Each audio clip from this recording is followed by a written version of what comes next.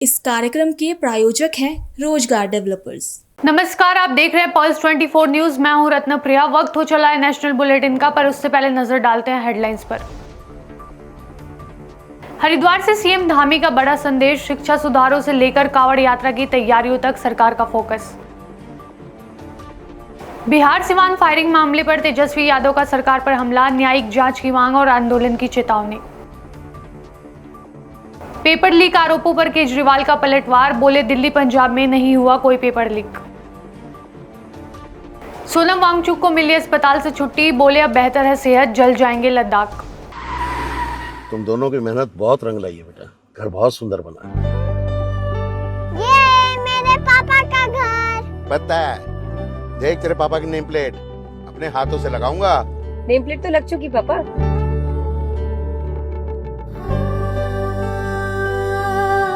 असल मेहनत तो आपने किया पापा, मुझे इस काबिल बनाने के लिए। वो जिंदगी भर किराए के मकान में रहे, लेकिन तो आज ये घर मेरा नहीं, ये है मेरे पापा का घर।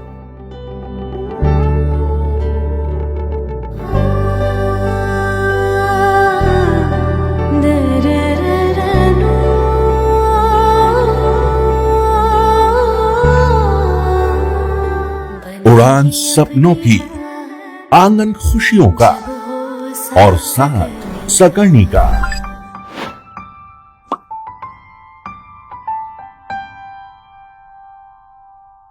साठ वर्षों से आपके साथ मनोरंजन और संस्कार का संगम, जाह्नवी मैगजीन।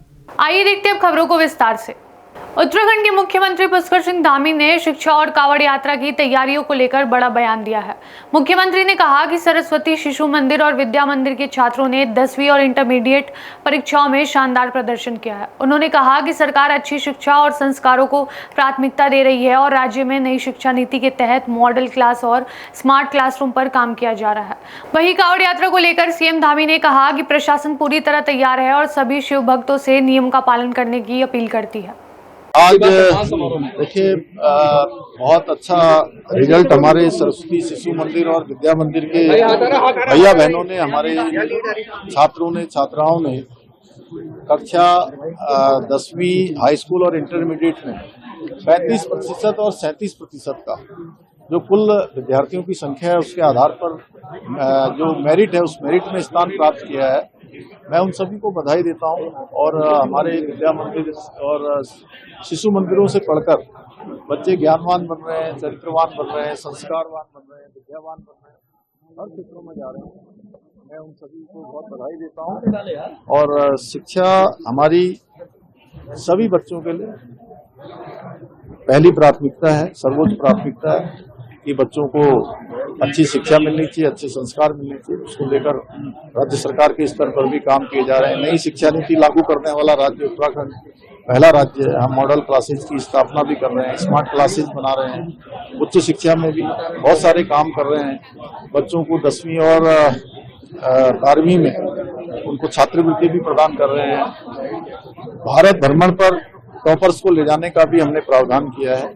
हमारा प्रयास है कि शिक्षा के क्षेत्र में यात्रा के लिए पूरी तैयारियां कर ली है। मैंने स्वयं समीक्षा बैठक भी की है और सभी शिव भक्त कांवड़ियों का हम स्वागत करेंगे। हमारे राज्य में जो हरिद्वार है, ऋषिकेश है, ये पूरे देश भर के शिव भक्तों का एक केंद्र बनता है, तो उनको कोई असुविधा न हो सब प्रकार से। और मैं सबसे ये भी कहूंगा साथ में जो यात्रा के नियम है उन नियमों का भी पालन करें, अपनी भी सुरक्षा करें, सभी को जो है हर प्रकार से सुविधा हो, किसी को कोई असुविधा भी नहीं हो। पटना से बड़ी खबर है। आरजेडी नेता तेजस्वी यादव ने सिवान फायरिंग मामले को लेकर बिहार सरकार और पुलिस पर सवाल उठाए हैं।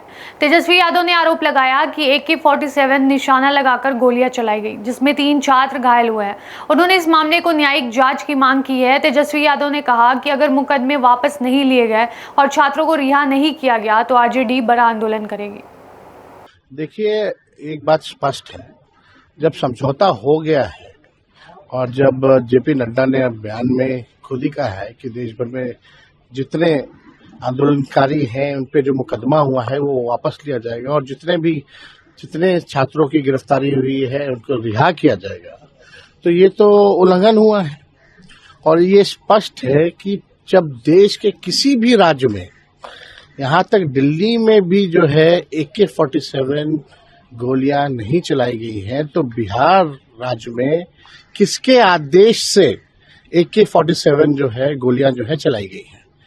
और गोलियों का अगर आप वो फुटेज अगर आप देखें तो कोई हवाई फायरिंग नहीं की गई है, निशाना लगा करके फायरिंग किया गया है और 3 छात्र जो हैं उनको गोलियां लगी हैं। कल हम खुद स्वयं उन तीनों छात्रों से जो है हम मुलाकात भी कर करके आए हैं। लेकिन ये तो दिखावटी कार्रवाई है। कोई सिपाही पे कार्रवाई करना ये अलग विषय है, लेकिन किसके आदेश से कार्रवाई हुई है? क्या SP पे कार्रवाई हुई है? जो बिहार के गृह मंत्री हैं यानी जो मुख्यमंत्री हैं, क्या उनका आदेश था? ये तो मुख्यमंत्री जो सम्राट चौधरी जो है खुद ही आपराधिक छवि के हैं, जो पुलिस को भी जो है गुंडा बनाने का काम कर रहे हैं। तो इनको आकर के स्पष्ट करना चाहिए, बयान देना चाहिए कि किसके आदेश से ये हुआ। और हम तो इसकी न्यायिक जांच की मांग करते हैं और अविलंब जो समझौता जब हो गया तो बिहार में या कई अनेक राज्यों में जो है गिरफ्तारियां अभी भी है। परिजनों को भी नहीं पता कि उनके बच्चे कहाँ हैं। अभी निर्दोष लोगों को भी उठा करके जो है जेल में डाला जा रहा है। हम तो चाहेंगे कि बिहार सरकार स्पष्ट करे किन किन छात्रों को हिरासत में लिया गया है, क्या क्या धाराएं लगाई गई हैं, ये सार्वजनिक करना चाहिए बिहार सरकार को। और अगर आज शाम तक जो है अगर ये लोग वापस नहीं लेते हैं मुकदमे और रिहा नहीं करते हैं छात्रों को, तो हम लोग जो है बड़ा आंदोलन हम लोग करने का काम करेंगे। लेकिन आप देखिएगा देश में एक से एक बड़े बड़े आंदोलन हुए हैं, लेकिन आज तक AK-47 गोलियां जो है नहीं चलाई गई। कल को जिस प्रकार से किसानों को ये NDA सरकार ने ठगने का काम किया, आज छात्रों को जो है ये ठगने का काम कर रहे हैं। तो इन पे कोई विश्वास नहीं कर रहा कि समझौता के बाद भी अगर इस तरह का बर्ताव हो रहा है, गोलियां चलाई जा रही हैं, हिरासत में लिया जा रहा है, तो ये तो लोगों को ठगने की बात है। लोग अपने अधिकार के लिए आ रहे हैं। नीट पेपर जो लीक हुआ, जो छात्रों का भविष्य बर्बाद हो रहा है, ये उस वजह से लोग जो है सड़कों पर आकर के प्रदर्शन लोगों ने किया है। लेकिन कल को कोई डॉक्टर प्रदर्शन करे, इंजीनियर प्रदर्शन करे, जज प्रदर्शन करे, तो पुलिस जिसके मन में आएगा उसको गोली चला देगा। कल को मंत्री हो, MLA हो, वो सड़क पे जाए तो उसको भी गोली मार के चला देगा। ये कहाँ का न्याय है? तो हम लोग इसकी न्यायिक जांच की मांग करते हैं और मुख्यमंत्री को स्पष्ट करना चाहिए खुद आकर के, क्योंकि गृह मंत्रालय उनके हाथ में है, कि किसके आदेश पे चला, क्या घटना हुई, ये स्पष्ट करनी चाहिए और पूरा ब्यौरा देना चाहिए कि कितने छात्रों की गिरफ्तारी हुई है, क्या क्या धाराएं लगाई गई हैं और उनके परिजनों को सूचित किया गया कि नहीं किया गया। ये बड़ा मामला है, गंभीर मामला है। 15-16 साल के बच्चों को आप जो है AK-47 चला रहे हैं। ये कैसा देश बनाना चाह रहे हैं ये भाजपा के लोग? भीड़ को नियंत्रित करने का एक प्रॉपर प्रोटोकॉल होता है। उस प्रोटोकॉल को क्या इन लोगों ने माना है, नहीं माना? हमने पहले भी कहा कि आज तक इतने बड़े आंदोलन हुए हैं, कभी भी AK-47 का इस्तेमाल नहीं किया, वो भी सीधे एंगल देकर के। तो ये तो बहुत ही गंभीर मामला है। और जब अपराधी छवि के जिसके ना नाम पे ना जिसके काम पर वोट मिला, वैसा व्यक्ति अगर बिहार का मुख्यमंत्री बनता है तो आप समझ सकते हैं कि क्या बिहार की स्थिति हो गई है। आम आदमी पार्टी के राष्ट्रीय संयोजक अरविंद केजरीवाल ने पेपर लीक के आरोप पर सफाई दी है। केजरीवाल ने कहा कि दिल्ली और पंजाब में उनकी सरकार के दौरान कोई पेपर लीक नहीं हुआ। उन्होंने दावा किया कि कुछ छात्रों ने स्मार्ट पेन के जरिए नकल की कोशिश की थी, जिन्हें मौके पर ही पकड़ लिया गया। केजरीवाल ने आरोप लगाया कि विपक्ष शिक्षा के क्षेत्र में किए गए कामों को बदनाम करने के लिए झूठे आरोप लगा रहा है। ये 10 साल हमारी दिल्ली में सरकार रही, एक भी पेपर लीक नहीं हुआ। 5 साल से हमारी पंजाब में सरकार है, एक भी पेपर लीक नहीं हुआ। ये बात इनको चुभ रही है बहुत बुरी तरह से, और ये देश के सामने है कि भारतीय जनता पार्टी के हर राज्य के अंदर पेपर लीक हो रहे हैं और आम आदमी पार्टी की 2 राज्यों में सरकार बनी, एक भी पेपर लीक नहीं हुआ। ये जिस पेपर के बारे में आरोप लगाया जा रहा है, 2 सेंटर्स के अंदर कुछ बच्चे स्मार्ट पेन लेके अंदर चले गए, स्मार्ट पेन के जरिए उन्होंने बाहर पेपर की स्कैनिंग करके फोटो बाहर भेजने की कोशिश की ताकि बाहर से उनके आंसर्स आ सकें। चीटिंग करने की कोशिश की। वो 10-12 बच्चे जो भी थे वो उसी टाइम वहीं पकड़े गए, कोई पेपर लीक नहीं हुआ। तो ये झूठा आरोप लगा रहे हैं पेपर लीक हो गया, पेपर लीक हो गया, क्योंकि इनके पास कुछ कहने को नहीं है। आम आदमी पार्टी की पंजाब सरकार में जब हमारी 2022 में सरकार बनी, उसके पहले वाले साल में 27वें नंबर पे था पंजाब शिक्षा के क्षेत्र में, 27th नंबर। आज नंबर 1 आ गया, केरला को पीछे छोड़ दिया। तो जो शानदार काम शिक्षा के क्षेत्र में हुआ है उसको कलंकित, उसके ऊपर गलत वो आरोप लगाने की कोशिश की।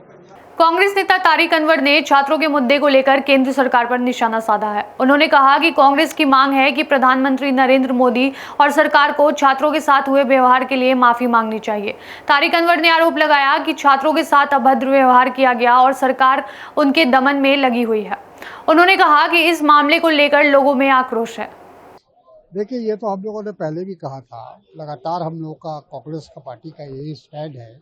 राहुल जी कई बार इस बात को दोहरा चुके हैं कि प्रधानमंत्री को माफ़ी मांगना चाहिए, सरकार को माफ़ी मांगना चाहिए। जिस तरह का बर्ताव छात्रों के साथ, नौजवानों के साथ हुआ है वो बहुत ही अभद्र है और बहुत एक तरह से लोगों के अंदर बहुत आक्रोश है।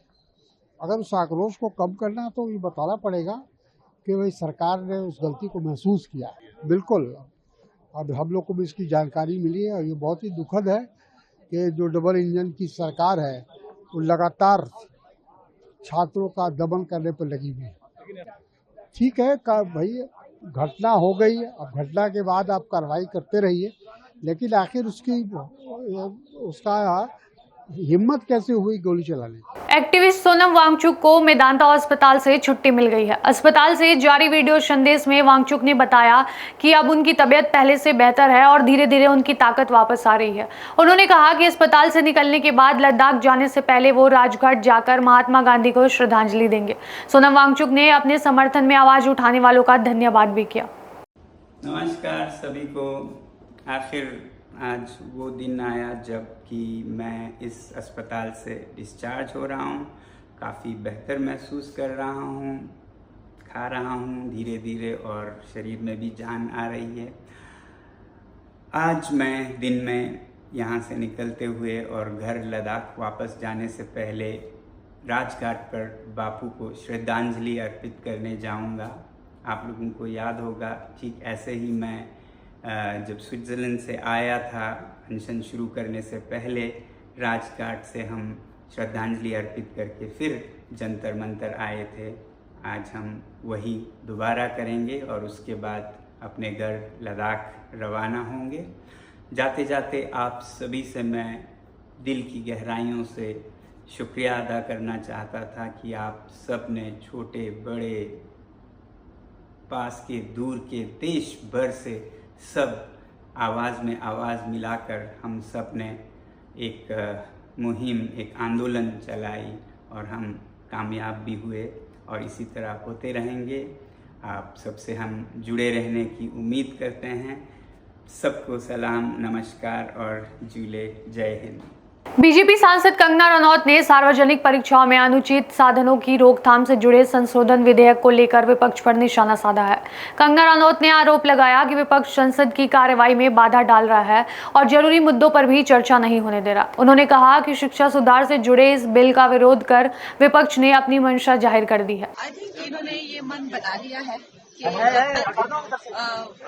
इनको कुर्सी नहीं मिलती, ये संसद चलने नहीं देंगे, चाहे कितना भी जरूरी मुद्दा हो। अगर आप देखें आज जो एजुकेशन रिफॉर्म के लिए जब वो बिल आया तो इन सब ने हाथ उठा के मना किया।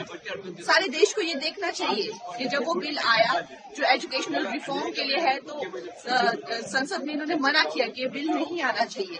तो ये इनकी मंशा है कि देश में कोई भी काम नहीं होना चाहिए और देश जो है रुक जाना चाहिए, क्योंकि देश जो है देश में जो है इनको मैंडेट नहीं दिया है।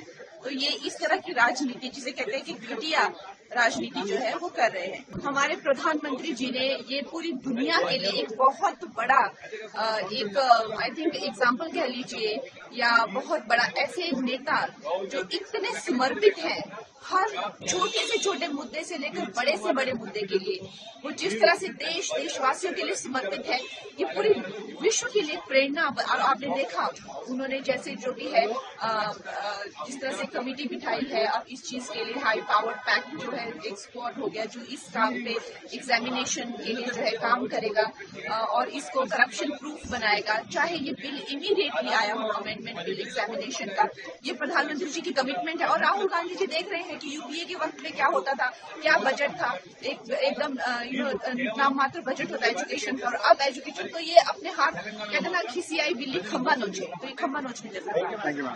अभी के लिए बस इतना ही। ऐसी और खबरों के लिए देखते रहिए पॉइस 24 न्यूज। तब तक के लिए नमस्कार। तुम दोनों की मेहनत बहुत रंग लाई है बेटा, घर बहुत सुंदर बना है। ये मेरे पापा का घर। पता है, देख तेरे पापा की नेम प्लेट अपने हाथों से लगाऊंगा। नेम प्लेट तो लग चुकी पापा।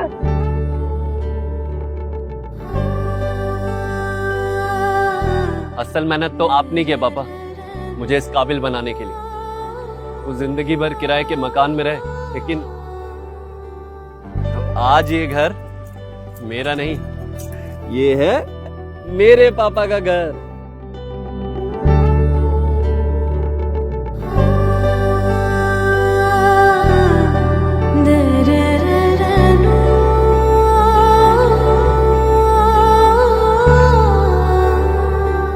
उड़ान सपनों की, आंगन खुशियों का और साथ सकर्णी का।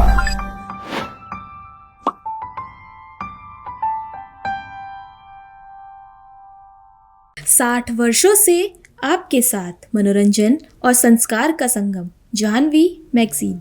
इस कार्यक्रम के प्रायोजक थे रोजगार डेवलपर्स।